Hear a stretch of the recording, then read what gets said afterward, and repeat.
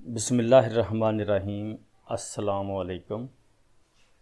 حضرت عمر فاروق رضی اللہ تعالیٰ عنہ نے فرمایا، ایمان اس کا نام ہے کہ اللہ واحد کو دل سے پہچانے اور زبان سے اس کا اقرار کرے اور حکم شرع پر عمل کرے۔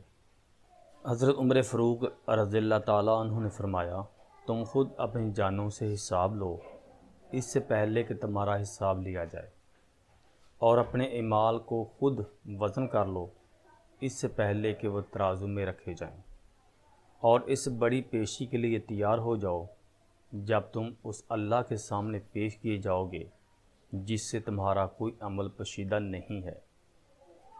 جس نے رب کے لیے جھکنا سیکھ لیا وہی علم والا ہے، کیونکہ علم کی پہچان عاجزی ہے اور جاہل کی پہچان تکبر ہے۔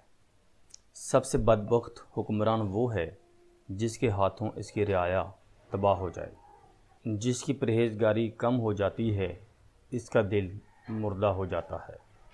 3 چیزیں محبت بڑھانے کا ذریعہ ہیں: دوسروں کو سلام کرنا، دوسروں کے لیے مجلس میں جگہ خالی کرنا، مخاطب کو بہترین نام سے پکارنا۔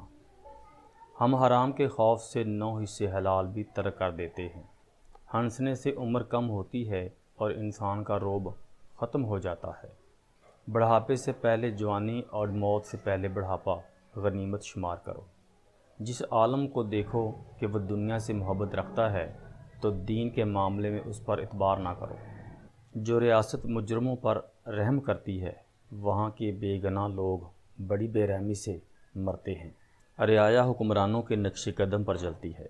توبہ کرنے والوں کے ساتھ بیٹھا کرو کیونکہ وہ سب سے زیادہ نرم دل ہوتے ہیں۔ مجھے اس دن سے خوف آتا ہے جب کفار اپنے باطل پر ہونے میں فخر محسوس کرنے لگے اور مسلمان اپنے ایمان پر شرم محسوس کرنے لگے۔ کم کھانے میں صحت ہے، کم بولنے میں سمجھداری ہے اور کم سونا عبادت ہے۔ بزرگ بننے سے پہلے علم حاصل کرو۔